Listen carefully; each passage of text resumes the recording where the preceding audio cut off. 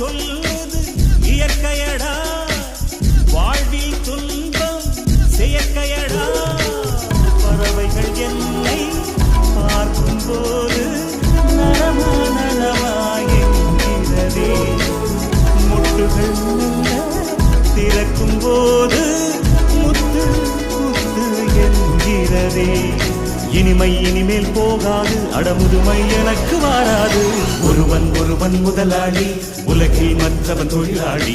விதியை நினைப்பவன் ஏமாளி, அதை வென்று முடிப்பவன் அறிவாளி. ஒருவன் ஒருவன் முதலாளி,